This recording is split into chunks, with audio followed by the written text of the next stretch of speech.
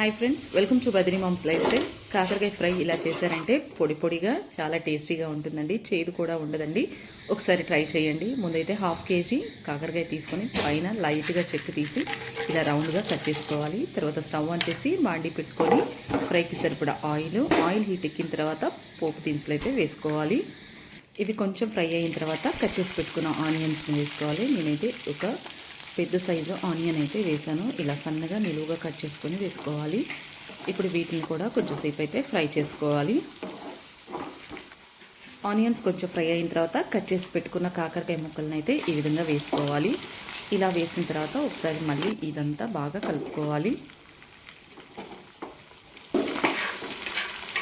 ఇలా కలిపిన తర్వాత మూత పెట్టేసి ఒక 5 minutes అయితే కాకరకాయలను అయితే మగ్గనివ్వాలి. 5 minutes తర్వాత మూత ఓపెన్ చేసి ఒకసారి మళ్ళీ ఇదంతా బాగా కలుపుకోవాలి. ఇలా కలిపిన తర్వాత ఇప్పుడు కరివేపాకు అయితే వేసుకోవాలి.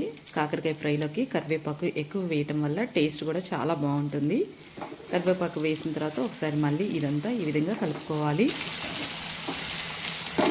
కాకరకాయ ఫ్రై అయ్యేలోపు కొబ్బరి కారం అయితే చేసేసుకున్నానండి. దీంట్లోకి అయితే ఎండి కొబ్బరి, ఎండిమిర్చి, కొంచెం జీలకర్ర, వెల్లుల్లి రెబ్బలు, సాల్ట్ వేసి మిక్సీ వేసుకోవాలి. కాకరకాయ అయితే ఫ్రై అయిపోయింది. ఇప్పుడు దీంట్లోకి టేస్ట్కి తగ్గ సాల్ట్, కొంచెం పసుపు కూడా వేసుకొని ఇదంతా మళ్ళీ బాగా కలుపుకోవాలి.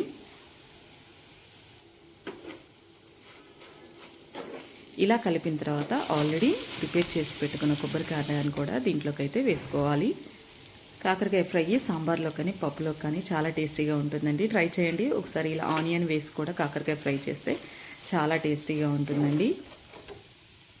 కొబ్బరి కారం వేసిన తర్వాత మరి ఎక్కువసేపు అయితే ఫ్రై చేయడం అవసరం లేదు. ఒక 5 minutes ఫ్రై చేసి స్టవ్ ఆఫ్ చేసి సర్వింగ్ బౌల్లోకి తీసుకోవటమేనండి. అంతే. ఈ రెసిపీ మీ అందరికీ నచ్చిందని నేను అనుకుంటున్నాను ఫ్రెండ్స్. మీకు కనుక మా వీడియోస్ నచ్చితే లైక్ చేయండి, షేర్ చేయండి, కమెంట్ చేయండి. కొత్తగా మా ఛానల్ ఎవరైనా చూస్తున్నట్లయితే సబ్స్క్రైబ్ చేసుకోండి friends. Okay, thank you for watching this video.